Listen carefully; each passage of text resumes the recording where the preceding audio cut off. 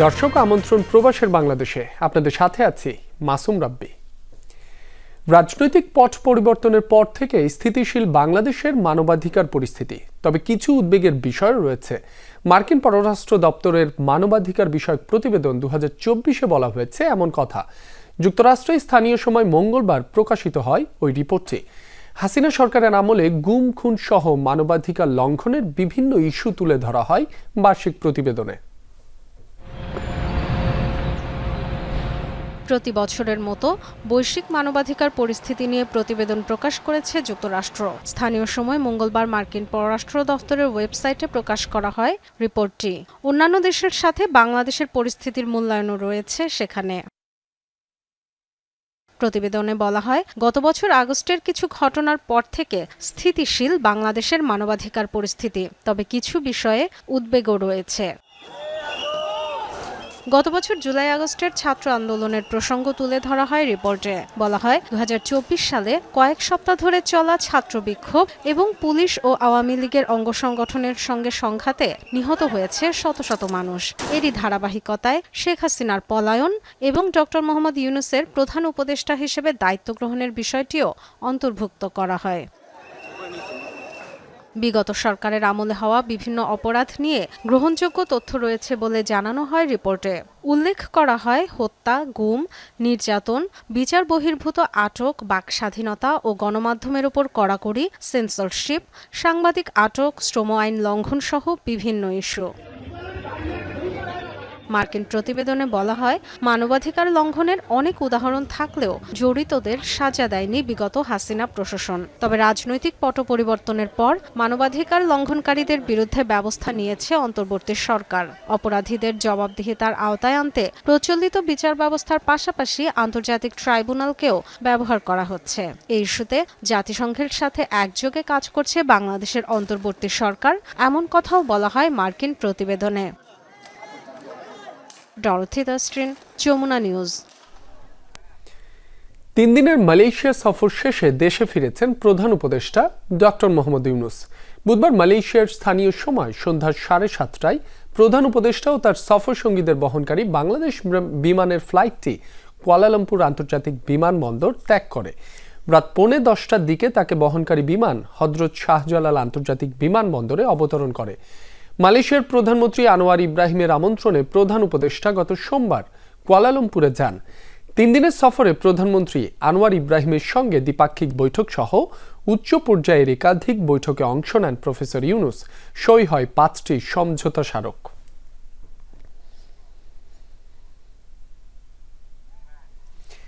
জনপ্রিয় পর্যটন কেন্দ্রে পরিণত হয়েছে ওমানের সামহান পাহাড়। চূড়ায় দাঁড়িয়ে নিচে সাদা মেঘের ভেসে বেড়ানোর দৃশ্য দেখতে ভিড় জমাচ্ছেন হাজারো দর্শনার্থী। তাদের মধ্যে রয়েছেন অনেক প্রবাসী বাংলাদেশীয়। বর্ষা মৌসুমে এমন প্রাকৃতিক দৃশ্য উপভোগ করতে প্রিয়জনদের নিয়ে সেখানে বেড়াতে যাচ্ছেন তারা। ওমান থেকে সহকর্মী মোহাম্মদ রফিকুল্লাহর পাঠানো তথ্যে বিস্তারিত। ওমানের জাবাল সামহান বা সামহান পাহাড়, যার চূড়ায় দাঁড়িয়ে দেখা মেলে সাদা মেঘ ভেসে বেড়ানো নয়নাভিরাম দৃশ্যের। মনোমুগ্ধকর এই দৃশ্য দেখতে প্রতিদিনই ভিড় করেন অসংখ্য দর্শনার্থী, যাদের মধ্যে রয়েছে অনেক প্রবাসী বাংলাদেশীয়। সমুদ্রপৃষ্ঠ থেকে প্রায় 2000 মিটার উঁচু এই সামহান পাহাড়। ওমানের রাজধানী মাস্কাট থেকে প্রায় 1100 কিলোমিটার দূরে এর অবস্থান। বর্ষা মৌসুমে পুরোপুরি মেঘে ঢেকে যায় এই পাহাড়ের নিচে থাকা মিরবাদ শহর। পাহাড়ের কোল ঘেঁষে হেঁটে বেড়ানোর জন্য এখানে তৈরি করা হয়েছে রাস্তা, যা ভ্রমণ পিপাসুদের আনন্দের মাত্রা বাড়িয়ে দিয়েছে আরো কয়েক গুণ। প্রবাসী বাংলাদেশি থেকে শুরু করে বিশ্বের নানা দেশের পর্যটক এবং স্থানীয় বাসিন্দারা সেখানে ছুটে যাচ্ছেন পরিবার পরিজন নিয়ে। অনেক উপরে, মেঘের উপরে আছি, অনেক ভালো লাগতেছে। আসলে একটা সুন্দর জায়গা এখানে। এখানে বাচ্চা কাচ্চা নিয়ে আসলে, ফ্যামিলি নিয়ে আসলে মনটা কিছুক্ষণ ভালো থাকা যায়। ये जो पहाड़ है सारा, ये आप देख सकते हैं इसको। ये पहाड़ बादल को इधर रोक लेता है और उसके बाद नीचे हर टाइम में बारिश बारिश बारिश रहता है। ठीक है, हमको अच्छा लगता है। ये बड़ा अच्छा मुल्क है, इसमें सब सुकून है, अमन है, शांति है, कोई प्रॉब्लम नहीं है। बहुत अच्छा है, बहुत अच्छा है। मतलब मेरे लैंग्वेज में बोलते तो वलरे वलरे इष्टപ്പെട്ടു। Super, no fantastic place. অন্যান্য সময়ে সামহান পাহাড়ে দর্শনার্থী থাকলেও বর্ষা মৌসুমে এর সৌন্দর্য বেড়ে যায় কয়েক গুণ। রেজবানা সায়মা, যমুনা নিউজ। ফ্রান্সে বসবাসরত বাংলাদেশি সাংস্কৃতিক কর্মীদের নিয়ে গঠিত হয়েছে উদয়ন সাংস্কৃতিক সংগঠন ফ্রান্স। মঙ্গলবার প্যারিসে আয়োজিত মতবিনিময় সভায় সংগঠনটির কমিটি ঘোষণা করা হয়। এ সময় সদস্যদের নাম ঘোষণা করেন শাহ গ্রুপের চেয়ারম্যান ও সংগঠনের প্রধান পৃষ্ঠপোষক সাত্তার আলী সুমন। সাংবাদিক নয়ন মামুনকে সভাপতি ও নুসরাত জাহান নাবিলাকে সাধারণ সম্পাদক করে আগামী 2 বছরের জন্য এই কমিটি গঠন করা হয়। অনুষ্ঠানে প্রধান অতিথি ছিলেন ফ্রান্সের জনপ্রিয় সঙ্গীত শিল্পী সুমা দাস।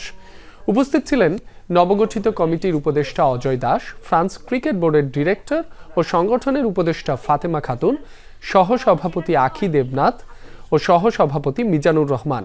আরও উপস্থিত ছিলেন সহসাধারণ সম্পাদক মোহাম্মদ কাইসার, সহসাধারণ সম্পাদক অনিন্দিতা বড়ুয়া আখি, সাংস্কৃতিক সম্পাদক শর্মী মুৎসুদ্দি, আন্তর্জাতিক সম্পাদক চয়ন বড়ুয়া ও ক্রীড়া সম্পাদক শাফি হক। যুক্তরাজ্যে অনুষ্ঠিত হলো এক বিশেষ সাহিত্যিক সন্ধ্যা, যেখানে প্রখ্যাত লেখক ডক্টর আহমদ আরমান সিদ্দিক রচিত গ্রন্থ জুলাই 36-এর ইংরেজি সংস্করণের মোড়ক উন্মোচন করা হয়। প্রবাস ভিত্তিক online platform C for Chatga মিডিয়ার উদ্যোগে পূর্ব লন্ডনের চাটগা হাউসে হয় এ আয়োজন। প্রধান অতিথি ছিলেন যুক্তরাজ্যে নিযুক্ত বাংলাদেশের হাই কমিশনার আবিদা ইসলাম। বিশেষ অতিথি ছিলেন আতিয়া হোসনা এবং নাজিম উদ্দিন। লেখক ডক্টর আহমদ আরমান সিদ্দিকী বইটির গবেষণাধর্মী প্রক্রিয়া, প্রেক্ষাপট এবং ইংরেজি অনুবাদের প্রয়োজনীয়তা ব্যাখ্যা করেন। মোড়ক উন্মোচনের পরে লেখক নিজে কেক কেটে অনুষ্ঠান উদযাপন করেন। অনুষ্ঠানে উপস্থিত ছিলেন আতাউল্লাহ ফারুক, মৌসুমী চৌধুরী জয়া, সেলিম হোসাইন, সাজ্জাদুল ইসলাম সহ বহু প্রবাসী বাংলাদেশি। সবশেষ সঙ্গীত পরিবেশনা করেন খ্যাতনামা সঙ্গীত শিল্পী পার্থ বড়ুয়া। যুক্তরাজ্যে অনুষ্ঠিত হয়েছে দিরাই থানা ডেভেলপমেন্ট অর্গানাইজেশন ইউকের ফ্যামিলি গেট টুগেদার 2025। মঙ্গলবার বার্মিংহামের বাংলাদেশ মাল্টিপারপাস সেন্টারে আয়োজিত হয় এ অনুষ্ঠান। প্রধান অতিথি ছিলেন ব্রিটিশ এমপি আইয়ুব খান। সভাপতিত্ব করেন সংগঠনের সভাপতি মিজানুর রহমান চৌধুরী। পরিচালনায় ছিলেন সাধারণ সম্পাদক সর্দার আমির খসরু। স্বাগত বক্তব্য রাখেন কোষাধ্যক্ষ মোহাম্মদ আক্তার হোসেন। বিশেষ অতিথি ছিলেন আব্দুল লতিফ, মমতাজ বেগম, সৈয়দ জমশেদ আলী, আতাউর রহমান, মিজানুর রহমান বাবুল সহ অনেকে। শিশু কিশোরদের জন্য চিত্রাঙ্কন প্রতিযোগিতা ও পুরস্কার বিতরণ ছাড়াও আয়োজিত হয় র্যাফেল ড্র।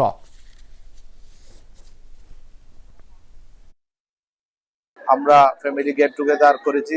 এই সুবাদে আজকে বার্মিংহামে আমাদের গেট টুগেদার, আমাদের অনুষ্ঠান সাকসেস হয়েছে। আপনারা সবাই দোয়া করবেন আমাদের জন্য। আমরা যতদিন এই সংগঠনের দায়িত্বে আছি, আমরা যেন দিরাইবাসীর স্বার্থে তথা বার্মিংহাম ইউকের মধ্যে যারা আমাদের দিরাইবাসী আছে বা সমস্ত সমাজকে নিয়ে আমরা যেন আরো সুন্দর সুন্দর প্রোগ্রাম করতে পারি। পঞ্চগড় ও লালমনিরহাট সীমান্ত দিয়ে 32 জনকে পুশিন করেছে বিএসএফ। পুলিশ জানায়, সকালে পঞ্চগড়ের ঘাগড়া সীমান্ত এলাকা থেকে নারী ও শিশু সহ 23 জনকে আটক করে বিজিবি। গভীর রাতে তাদের বাংলাদেশ ভূখণ্ডে ঠেলে দেওয়া হয়। আটকের পর 23 জনকে থানায় হস্তান্তর করে বিজিবি। পুলিশ বলছে, প্রাথমিক জিজ্ঞাসাবাদে জানা গেছে আটককৃতদের বাড়ি সাতক্ষীরা, যশোর সহ বিভিন্ন সীমান্তবর্তী জেলায়। তারা দীর্ঘদিন ধরে ভারতে বসবাস করে আসছিলেন। এদিকে লালমনিরহাটের পাটগ্রামের মাছির বাড়ি সীমান্ত দিয়ে ভোরে 9 জনকে পুশিন করে বিএসএফ। তারা সবাই বাংলাদেশি নাগরিক বলে জানিয়েছে বিজিবি। পরিচয় যাচাই বাছাই করে তাদের স্বজনদের কাছে হস্তান্তর করা হবে বলে জানিয়েছে আইন শৃঙ্খলা বাহিনী। এদিকে পতাকা বৈঠকের মাধ্যমে চুয়াডাঙ্গা সীমান্ত দিয়ে 22 বাংলাদেশিকে হস্তান্তর করেছে বিএসএফ। প্রায় 4 মাস বন্ধ থাকার পর হিলি স্থলবন্দর দিয়ে ভারত থেকে আবারও চাল আমদানি শুরু হয়েছে। মঙ্গলবার বিকেলে আমদানিকারক মিঠুন কুমার সাহা 3টি ট্রাকে 125 টন সিদ্ধ চাল এনেছেন। প্রতি টন চালের আমদানি মূল্য দেখানো হয়েছে $528 মার্কিন। তবে এসব চাল খালাস নেয়ার ব্যাপারে C&F এজেন্ট কাস্টমসে বিল অফ এন্ট্রি দাখিল করেনি। আমদানিকারকরা আশা করছেন চালের বাজার স্থিতিশীল করার স্বার্থে সরকার আমদানি শুল্ক কমিয়ে আনবে। তবে জাতীয় রাজস্ব বোর্ড এ বিষয়ে কোনো নির্দেশনা দেয়নি। রাজস্ব কর্মকর্তারা জানিয়েছেন, এখন চাল খালাস করতে 63% শুল্ক পরিশোধ করতে হবে। চাল বোঝাই ট্রাক খালাসের অপেক্ষায় পানামা হিলি পোর্টের অভ্যন্তরে দাঁড়িয়ে আছে। সবশেষ গত 15 এপ্রিল হিলি স্থলবন্দর দিয়ে ভারত থেকে চাল আমদানি হয়। চাল আমদানি হয়েছে আমাদের হিলি বর্ডারে। ডিউটি সংক্রান্ত এখনো কোনো কিছু জানা যাচ্ছে না। ডিউটির সমস্যার কারণে আমরা এখনো চালের রেট নির্ধারণ করতে পারি নাই। এখন পর্যন্ত জাতীয় রাজস্ব বোর্ডে কোনো এসআরও আমরা পাই নাই। যদি এখন এবং পণ্য মানে এখনো কেউ বিলম্বিত সাবমিট করে না, যদি এই মুহূর্তে কেউ বিলম্বিত সাবমিট করে সেই ক্ষেত্রে 63.25% ট্যাক্স দিয়ে তাকে পণ্যটা দিতে হবে। কালচারাল ড্রোন উৎপাদন করতে চাইলে বাংলাদেশকে প্রযুক্তিগত সহায়তা দেবে চীন, বলেছেন রাষ্ট্রদূত ইয়াও ওয়েন। চীনের ড্রোনের কারিগরি দল পাঠানো নিয়ে দূতাবাসে এক সংবাদ সম্মেলনে এমনটাই বলেন রাষ্ট্রদূত। এ সময় সংস্কৃতি বিষয়ক উপদেষ্টা বলেন, এই মুহূর্তে বাংলাদেশ চীন তাদের সর্বোচ্চ সাংস্কৃতিক সহযোগিতা বিনিময় করছে। 15 আগস্ট 11 সদস্যের দল প্রশিক্ষণের উদ্দেশ্যে দেশ ছাড়বে। জুলাই গণঅভ্যুত্থানের ঘটনা প্রবাহ এবং শেখ হাসিনার পালিয়ে যাওয়ার দৃশ্য ফুটিয়ে তোলা হয় এমন কালচারাল ড্রোন শোতে। শুধু বাংলাদেশ নয়, সম্প্রতি বিশ্বব্যাপী জনপ্রিয়তা পেয়েছে এই ধরনের পরিবেশনা। এই প্রযুক্তিতে সবচেয়ে এগিয়ে চীন। চীনের সহযোগিতায় সৃজনশীল সাংস্কৃতিক উপস্থাপন ব্যাপক জনপ্রিয়তার পর সরকার চাইছে ভবিষ্যতে এককভাবে এর আয়োজন করতে। এজন্য দরকার স্থানীয় প্রশিক্ষিত জনবল। সে লক্ষ্যে 11 সদস্যের কারিগরি প্রতিনিধি দল পাঠানো হচ্ছে চীনে, যারা হাতে কলমে drone model design, movement programming, field survey, তথ্য সংগ্রহ ও ফ্লাইট টেস্টিং শিখবেন। বিশ্বাস করি যে বাংলাদেশের ইনাফ ট্যালেন্ট আছে, আমাদের যে সুযোগটা দরকার। যেভাবে অর্গানাইজ করলে আমরা মেসেজ কনভে করতে পারি সেই জিনিসটার ব্যাপারে আমার ফোকাস থাকবে। সংস্কৃতি বিষয়ক মন্ত্রণালয়ের প্রতিনিধি দল পাঠানো উপলক্ষে এক সংবাদ সম্মেলনের আয়োজন করে চীনা দূতাবাস, যেখানে প্রশিক্ষণার্থীদের শুভকামনা জানান রাষ্ট্রদূত ইয়াও ওয়েন। বলেন, এই প্রশিক্ষণ শুধু দক্ষতা উন্নয়নের সুযোগ নয়, বরং প্রযুক্তিগত সৃজনশীলতার পথে অভিজ্ঞতা অর্জনের একটি যাত্রা। চীন তার প্রযুক্তি ও সৃজনশীলতা প্রশিক্ষণার্থীদের সাথে শেয়ার করবে। আমি বিশ্বাস করি প্রশিক্ষণ শেষে অর্জিত জ্ঞান বাংলাদেশ ড্রোন পারফরম্যান্স শিল্পকে আরও এগিয়ে নেবে। সংস্কৃতি বিষয়ক উপদেষ্টা মুস্তফা সরওয়ার ফারুকী বলেন, এই মুহূর্তে বাংলাদেশ চীন তাদের সর্বোচ্চ সাংস্কৃতিক সহযোগিতা বিনিময় করছে। ভিন্নধর্মী ইতিহাস উপস্থাপনে ড্রোন শো শক্তিশালী মাধ্যম। আমি বিশ্বাস করি এই মুহূর্তে বাংলাদেশ ও চীন তাদের সর্বোচ্চ সাংস্কৃতিক সহযোগিতা বিনিময় করছে। নির্বাচিত সরকার আসলেও এই সহযোগিতা অব্যাহত থাকবে বলে বিশ্বাস করি আমি।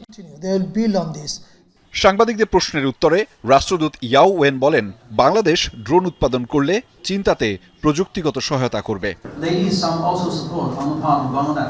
ড্রোন পারফরমেন্সে এই সহযোগিতা দুই দেশের যৌথ ভবিষ্যৎ ও তরুণদের জন্য নতুন সুযোগ সৃষ্টি করবে। বাংলাদেশ ড্রোন উৎপাদন শুরু করলে চীন সেখানে প্রযুক্তিগত সহযোগিতা করবে। 1 মাসের প্রশিক্ষণটি চীনের সাংহাই ও গুয়াংজুতে অনুষ্ঠিত হবে। আহমেদ রেজা, যমুনা নিউজ, ঢাকা। বাংলাদেশ অনূর্ধ্ব 23 দলের হয়ে বাহরাইনে 2টি প্রস্তুতি ম্যাচ খেলতে ক্লাবের ছাড়পত্র পাননি ফাহমিদুল ইসলাম। কিংসের ফুটবলার কিউবা মিচেলের রয়েছে একই সংখ্যা। এদিকে নেপালের বিপক্ষে হামজাকে পেতে লেস্টার সিটিকে চিঠি দিয়েছে বাফুফে। তবে একই ম্যাচ খেলতে ক্যাভলরি এফসির ছাড়পত্র পাননি সমিত সোম। এসবের মাঝেই বৃহস্পতিবার সকালে বাহরাইনের উদ্দেশ্যে দেশ ছাড়ছে অনূর্ধ্ব 23 দল। বৃহস্পতিবার বাহরাইনে 2টি প্রস্তুতি ম্যাচ খেলতে যাচ্ছে বাংলাদেশ অনূর্ধ্ব 23 ফুটবল দল, কিন্তু ফাহমিদুল তার ইতালিয়ান ক্লাবের ছাড়পত্র না পাওয়ায় সেখানে খেলা হচ্ছে না। ফাহমিদুলের একটু জাস্ট ইন্টারনাল একটু প্রবলেম আছে। কিউবা মিচেলের কাতার থেকে সরাসরি বাহরাইনে যাবার কথা জানিয়েছিল বাফুফে, কিন্তু সবাইকে অবাক করে দিয়ে কিউবা এফসি মিশন শেষে কিংসের সঙ্গে ফিরছেন ঢাকায়। গুঞ্জন কিংস এখনও ছাড়পত্র না দেয়ায় বৃহস্পতিবার সকালে অনূর্ধ্ব 23 দলের সঙ্গে বাহরাইনের বিমানে ওঠা হচ্ছে না তার। অথচ বুধবার বিকেলে কিউবার টিকিট কাটার কথা জানিয়েছিল হেড কোচ। 4 জনের টিকিট কাটা আছে বসুন্ধরা, যারা যাবে ওখান থেকে রিমন, জনি, শ্রাবণ এবং কিউবা। এদিকে অনূর্ধ্ব 23 দলের হেড কোচ সাইফুল বারী টিটি হলেও মাঝে কেন ট্রেনিং করালো জাতীয় দলের হেড কোচ হাভিয়ের কাবরেরা, দেশ ছাড়ার আগে তার ব্যাখ্যা দিলেন টিটু। ফুল কন্ট্রোলে না থাকলে তো I am not the head coach. অক্টোবরে 2টা ইম্পর্টেন্ট ম্যাচ হংকংয়ের সাথে এবং সিনিয়র ন্যাশনাল টিমের বেশ কিছু প্লেয়ার এখানে আছে। সো আমরা ওই গেম মডেলটা ঠিক রাখার জন্যই আমরা কাজ করছি। যেহেতু হ্যাভিয়ার অনেকদিন ধরে ন্যাশনাল টিমে কাজ করছে, পরীক্ষার প্রস্তুতি যতটা ভালো, ফলাফল হবে ততটাই ভালো। সেজন্য পড়াশোনাটা আগে শুরু করা চাই। হাভিয়ের কাবরেরা তাই নেপাল মিশনকে সামনে রেখে মাত্র 6 জনকে নিয়ে বুধবার জাতীয় দলের ক্যাম্প শুরু করেছেন। সেপ্টেম্বরে নেপালের বিপক্ষে 2টি ফিফা প্রীতি ম্যাচে হামজাকে পেতে লেস্টার সিটিকে চিঠি দিয়েছে বাফুফে। তবে সমিত সোমকে ছাড়ছে না তার ক্লাব কাভেলরি এফসি। আবাহনী ও কিংসের ফুটবলাররা যোগ দিবেন 15 আগস্টের পর। 24 জনের একটি স্কোয়াড আমরা করেছি, সেখানে হামজাও আছে। আজকে ওরা জিম করতেছে, কালকে সন্ধ্যা সময় হবে জয়েন্ট হলো আবাহনীর প্লেয়ার, দেন 15 তারিখ সন্ধ্যা হচ্ছে বসুন্ধরার প্লেয়ার। তো সেই ক্ষেত্রে আমাদের কিন্তু এই জিম আর এই সেশনটাকেই আমরা প্রাধান্য দিচ্ছি। মেহেদি নাইম, যমুনা স্পোর্টস, ঢাকা।